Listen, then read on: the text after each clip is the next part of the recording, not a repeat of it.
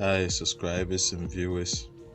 Today I bring to you a device from draytek brand. Okay, actually this device has been idle for some time now. It has not been put in use, and so recently I tried to turn it on and it was getting it difficult to be turned on, as in for it to work. So I disabled it, cleaned it with some alcoholic solution. I actually cleaned the motherboard. I took all this hardware off from this device. This is the wireless card. I took it off and then I cleaned it with the alcoholic solution, and this is how it looks like. This is how the interface looks like. It comes with gigabit ports, a DSL port, a 1 port and USB port, and this is the name of it: draytek Vigor2820n, ADSL 2 plus security firewall. Okay, I know this device has been in existence for a long time now. Yes, and this is some details about this device. Okay, it gives you the power consumption and all these things, the serial numbers. And so in a short while I'm going to turn it on. We'll go through the configuration together and see how this thing works. Okay, so let's quickly log into our draytek router, and this is draytek Vigor2820n. Okay, so this is the default IP it comes with. So let's log in with the default credentials, which is admin. We can change this. It is always advisable after you've gotten into a device like this to change the username and password. So let's quickly come onto this interface. If we come here, this is a brief introduction of this device, and so you can see the model name up here, the firmware version it uses, the build time, okay, all the way 2012. Wow, that has been old. This is the ADSL firmware version, and I don't know which ISP today still uses ADSL. If you watch here, you can see the LAN details, the MAC address, the gateway of the LAN, that's the first IP, first subnet, it is on DHCP. If we come to the right side, we're able to see the first one, that's 1.1, and then we see the details of it. Currently there is no connection on it. If we come to the 1.2, the same thing, there is no connection on it, so we have to configure a 1 for these two interfaces. And then if we come down, we see the wireless LAN, okay, which is on default. So now we have to configure a wireless interface, a wireless SSID for us to get connected to. All right, so let's start with a quick start wizard, which, if you want to go the easier way, that is what you need to use. So let's quickly change our password. The old password is admin. My new password is OWUUBII.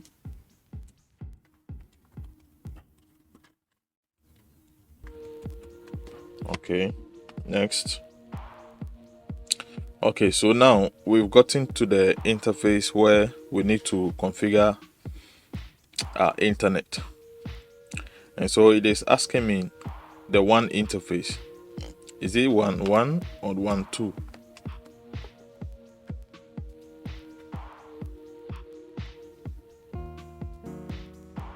Okay, so I choose 1.1, right? The display name, let me say OWUUBII. then next, let's go back and check something up. Okay, after I type this physical mode, DSL physical, okay, so this is the next, so dynamic, which means I'm going to get a dynamic IP from my ISP. And so let me put in my DNS here. This is my DNS, right? And this is the protocol it's going to use.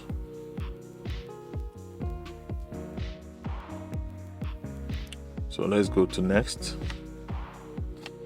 And then it is asking me for 1.1 interface, the username and password. Wow. Okay, so this is the username and password.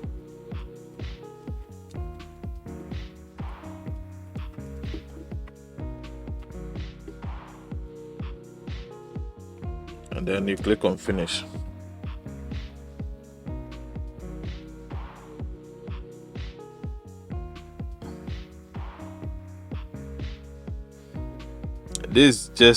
I'm just showing you the quick start wizard, how it is normally done. Okay, the easiest way you can do it. But then if we have our credentials already, we can, if we have our details with regards to the ISP we want to use, we can just go straight in onto the one interface and configure the details. Okay, so let's quickly make sure we have internet flowing into this router. Okay, so let's quickly come onto our one interface, and then we go to general setup. Okay, general setup. So this is where you can actually allow the internet to flow in. And so this is the ADSL we configured earlier. Okay, but there is no I don't have any ISP giving me ADSL services, so I'm going to use the second one interface. Okay, so which means you can bond two internets in this draytek router. So let's use the second one. Display name internet. Okay, so this is what I want. Okay, so in configuring your internet access on Vigor, you have three options. You have the option to configure it in PPPoE. You have the option to configure it in static or dynamic IP, and then you have the option to configure it in PPTP or L2TP, right? And so let's try. I'm going to try two of these options to see how it works. And so so let's try the PPPoE. You need to enable it first from here, and then you type the username, the PPPoE username you created in your router, the ISP. And so this is what I created as authentication credentials in my ISP modem. And so you apply, you click OK, and then if you get to this part of it, click on using current configuration. If you click on using factory default configuration, it's going to reset back to default. When you are done, click on OK, and let's wait for a while. This router is going to get rebooted, and then we can proceed.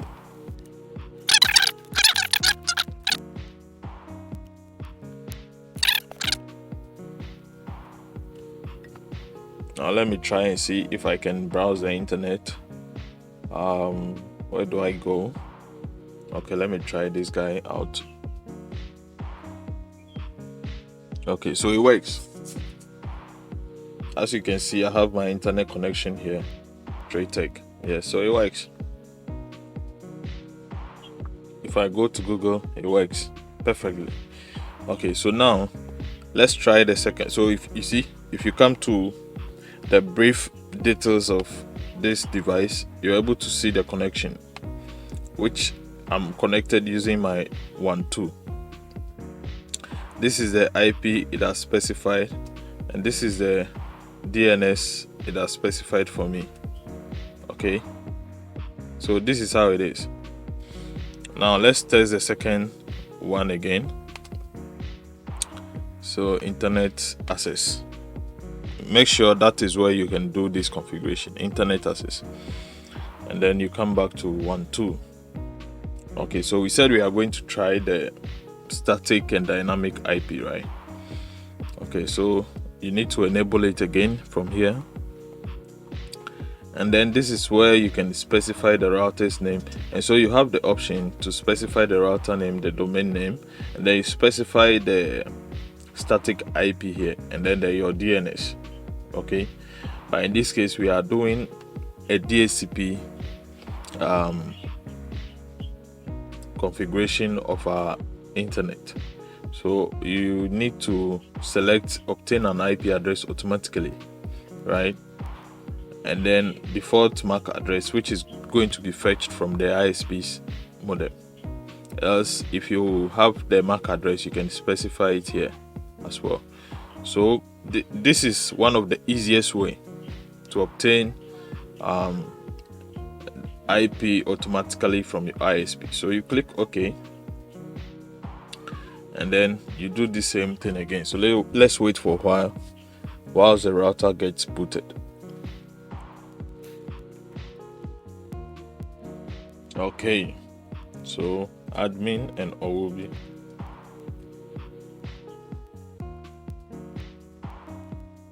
Okay, great. You see, so currently if we check on the details on the kind of internet we are connected to, yeah, this is the connection type we are using, DHCP client.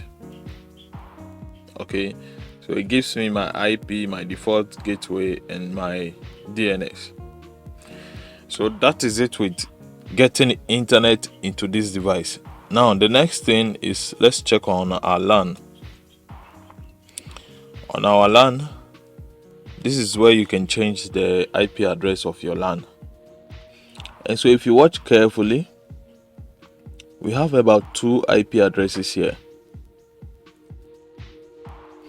We have one for NAT usage. This is it. This is the one I'm connected to, and this is for IP routing usage. So if I want to use this, and I need to enable this. When we move to the next tab, what we see is static route, and this is under LAN. Okay, so all these tabs at my left side, starting from 1 to external devices, are embedded into it certain features that makes this router very rich in terms of its services on a network. Okay, so let's come back to LAN. We have dealt with the general setup, right, where we had to configure a DHCP IP. Now if we come to static route, and I'm basically introducing this router to you. I know some of you might have come across it already. I know it has already been in the market for a very long time now, but we also have folks who have never come across this type of device before. So it's all an advantage for all of us to know much about this wonderful draytek device. Okay, so today I'm only doing introduction of this device. Later we'll find time and then go through each configuration one by one. Okay, so still under LAN, we have static route. This is where you configure your static routes.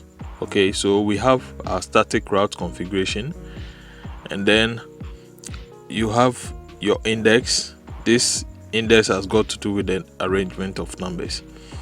Then you have your destination address, your status, another index here, destination address, then the status. So example, if I open this, you need to enable it first, and then you configure your destination static IP address here. You define the subnet mask, you define the gateway, and the network interface it's going to use. Okay, so let's go back. If you come to index, the next index is the same thing, through which interface it is going to use for the static route. Okay, so the same thing you see here applies to this index as well. Okay, so basically this is how the whole thing goes. Like when everything is successful, you are going to see the status here. Under LAN, we have things, we have features like VLAN, bind IP to MAC, LAN port mirror. Under NAT, we have something like port redirection, DMZ host, open ports, address mapping, port triggering. Under firewall, we have general setup, filter setup, DOS defense, and this router entails a lot because you will be able to filter up. You'll be able to filter URL and then web as well. Okay, so we have DOS defense as well, where you can block some apps and enable some of them. You have object setting, you have CSM, you have bandwidth management. So here you can allocate sessions, bandwidth, and then quality of service as well. Even quality of service on apps. Okay, you have applications like dynamic DNS, radius, UPnP, IGMP. Okay, you have VPN and remote access. You have things like remote access control, PPP general setup, remote dial in user, and the rest. We have something like certificate management, local certificate, trusted certificates. So you can actually generate a certificate from this router. That's good. Okay, you can even do a backup. Okay, we have the wireless interface. So this is where we configure a wireless interface or wireless interfaces on this router, and you will be able to configure about 4 wireless interfaces on this singular router. Okay, and assign SSIDs onto those interfaces. You have something like access control, which is similar to MAC address access list. You have AP discovery, where when you discover the AP, you can simply make it a repeater or put it on a bridge mode. Okay, we have something like USB application. Okay, where purposely it's for UTP or Samba services. Okay, you have system maintenance, which is very vital in every machine. Just like this router, it's a machine, and so it will need periodic services, and this is where you actually do those things. You have diagnostics. These are tools for you to better understand how this router works. Okay, so you have things like traffic graph, you have something like trace route, ping diagnostics, NAT sessions, and the rest. You have the last one, which is external devices. Okay, it's able to show available devices that are connected externally to this router. So basically, this is how this is just a brief introduction to this router. Later we'll go through each configuration one by one, right? Thank you very much for watching this video. Please don't forget to subscribe to my channel. Don't forget to like my videos, share my videos, and your comments are expected. Thank you very much for watching.